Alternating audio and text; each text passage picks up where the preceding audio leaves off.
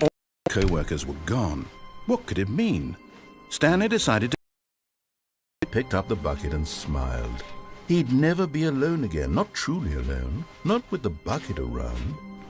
Stanley clutched the bucket tightly to his... This was not the correct way to the meeting room, but Stanley had felt the bucket calling to him.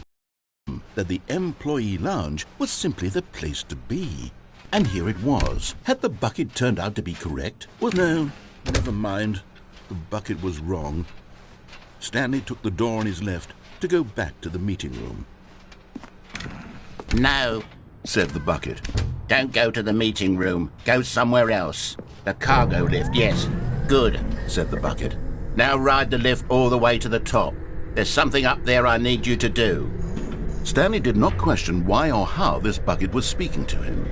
It should have alarmed him, of course, because buckets can't talk. But Stanley chose not to think about this obvious fact. He was firmly convinced that the bucket had spoken to him, and he unthinkingly did whatever the bucket asked.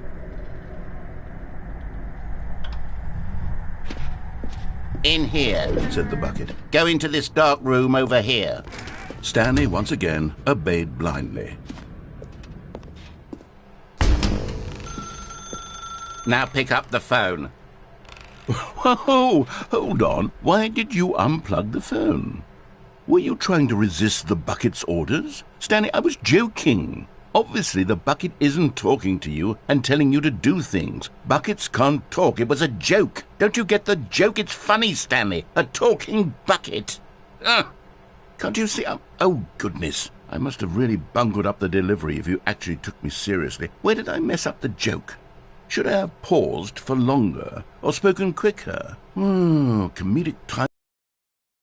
I wish I were better at it. But there isn't exactly an instructional video on comedy that one can watch to fully... Oh, wait, yes, there is. It's sitting right here. Let's take a look. What is comedic timing? What is comedic timing? How does it work? How long should it last? How can it be used to effectively silence your political enemies? And more importantly, can it be taught in its entirety within 90 seconds? Thankfully, the answer to all of these questions is yes. Let's dive deeper. If you've ever told a joke or made someone laugh, in all likelihood, you did it while standing 50 to 80 centimeters from them in a room of no more than 76 degrees Fahrenheit, with one of your arms raised straight upward at a 15-degree angle from your body. These are the optimal conditions for good comedic timing. To begin the joke, start by stating and spelling your name. Next, provide a brief synopsis of the joke, including the specific times at which the recipient of the joke will laugh, and then spell out your name a second time.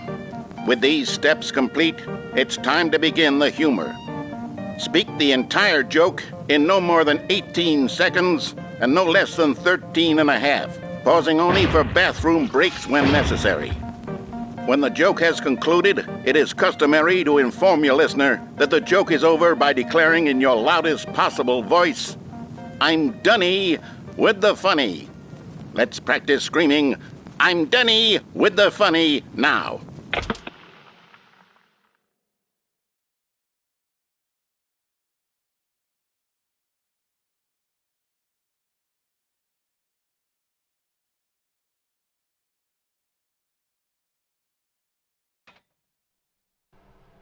Good.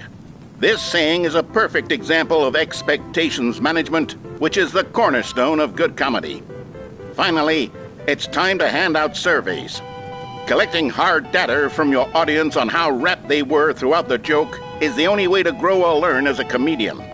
An effective survey should be no less than 10 pages long and should include the same question reprinted several times, just to ensure the survey taker is actually paying attention and not simply filling in answers at random. And that's all there is. With these strategies at your disposal, you'll have audiences doubled over in laughter and even tripled over in laughter in no time at all. Just remember to let them stop laughing at some point, you gut-busting little scamp.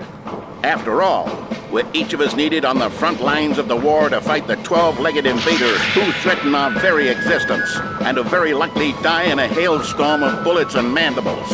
All of us must be prepared to give our lives to this noble cause, just as our children must do after us, and their children after them. Godspeed, and may Earth reign supreme. Hey, goodness, this video is a little outdated, isn't it? Well, no matter. I think the fundamentals of proper comedic timing are still as relevant today as they were back then. So with that in mind, I believe the only way forward is for us to return to the two doors and walk through all of this again, so I can try telling my story with more appropriate comedic delivery. Come along, let's head back.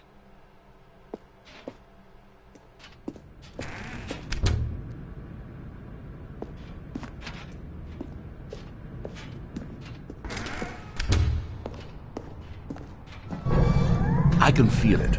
This time, I'm really going to nail the delivery. You'll be in stitches. A talking bucket, you'll say? How ridiculous. How absurd. What a hilarious concept. The king of comedy. That's what you'll call me. Thank goodness we had the instructional video.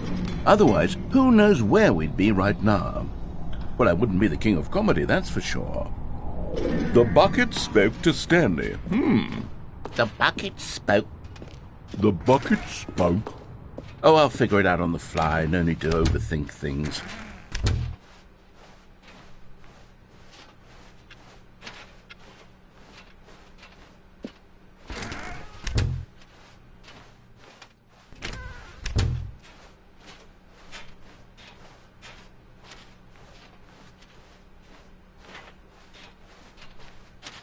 Here we go. You ready? When Stanley and the bucket came to a set of two open doors, they entered the door on the left.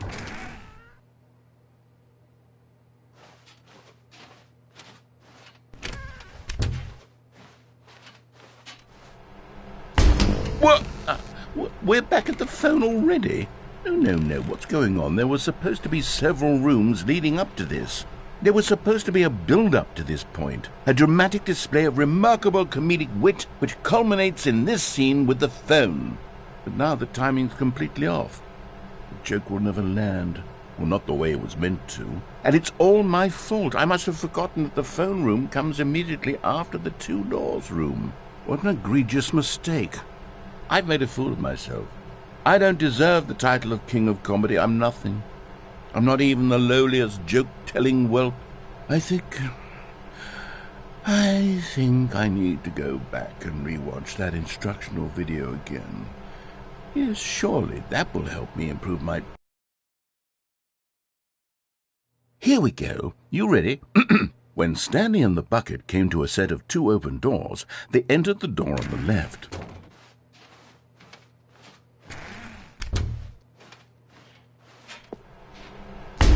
What?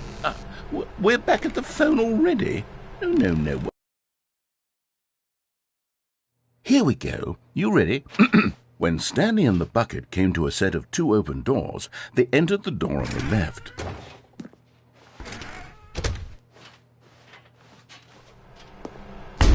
What? We're back already? No. Here we go. You ready? When Stanley and the bucket came to a set of two open doors, they entered the door on the left. No. You were supposed to go through the door on the right, leading back to the phone. Did you not even look at the instructional video? I think this is all covered very clearly. There's no way I can make the comedic timing work now. It's done. The joke is completely done and over. It's all your fault, Stanley. I'm going to be ridiculed in the community of other joke writers. I'm going to be shamed at every one of our meetings from now on. All because you couldn't watch a simple video and take a hint. Are you proud of yourself for bringing me down, Stanley? Are you proud? Stanley, you love the bucket so much it's like you... it's as though all of your other most prized possessions pale in comparison. Yes. Well, let me try that again, Stanley. I heard that you are pale with shame over how unabashedly in love with a bucket you are. No? Still not? Is it the delivery? Pale with shame. Pale with shame? Pale... What's another word to describe a bucket? Stanley, this bucket is so metal, I think I saw it playing guitar. No.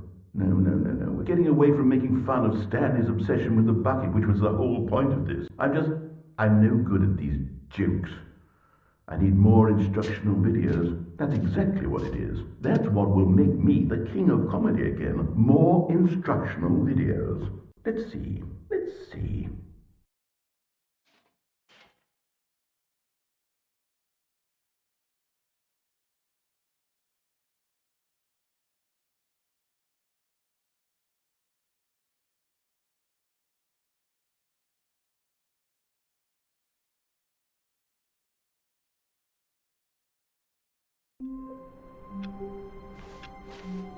All of his co-workers were gone. What could it mean? Stanley decided to go to the meeting room. Perhaps he had simply missed a memo. No matter how hard Stanley looked, he couldn't find a trace of his co-workers.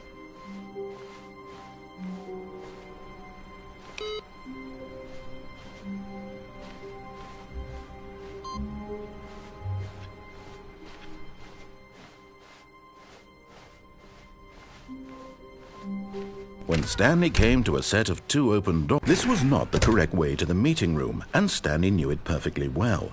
Perhaps he wanted to stop by the employee lounge first, just to admire it. Wow, yes, this room. But eager to get back to business, Stanley took the first open door on his left. Stanley was so bad at following directions, it's incredible he wasn't fired years ago. Look, Stanley, I think perhaps we've gotten off on the wrong foot here. I'm not your enemy, really, I'm not. I realize that investing your trust in someone else can be difficult, but the fact is that the story has been about nothing but you all this time. There's someone you've been neglecting, Stanley. Someone you've forgotten about. Please, stop trying to make every decision by yourself. Now, I'm not asking for me, I'm asking for... This is it, Stanley. Your chance to redeem yourself. To put your work aside. To let her back into your life. She's been waiting. That's her, Stanley. You need to be the one to do this. To reach out to her. Oh, no, you can't... Did you just unplug the phone? No, that wasn't supposed to be a choice. How did you do that? You actually chose incorrectly? I didn't even know that was possible. Let me double check. No, it's definitely here, clear as day. Stanley picks up the phone. He's taken to his apartment where he finds his wife, and the two pledge themselves to one another. Music comes in, fade to white, roll credits. Not picking up the phone is actually somehow an incorrect course of action. How is that even possible? None of these decisions were supposed to mean anything. I don't understand. How on earth are you making meaningful choices? What did you... Wait a second. Did I just see... No, that's not possible. I can't believe it. How had I not noticed it sooner? You're not Stanley. You're a real person. I can't believe I was so mistaken. This is why you've been able to make correct and incorrect choices. And to think I've been letting you run around in this game for so long. If you'd made any more wrong choices, you might have negated it entirely. It's as though you completely ignored even the most basic safety protocol for real-world decision-making. Or did you not grasp the severity of the situation? Well, I won't have that kind of risk on my watch. I'm going to stop the game for a moment so we can educate you properly on safe decision-making in the real world. Please observe this helpful instructional video.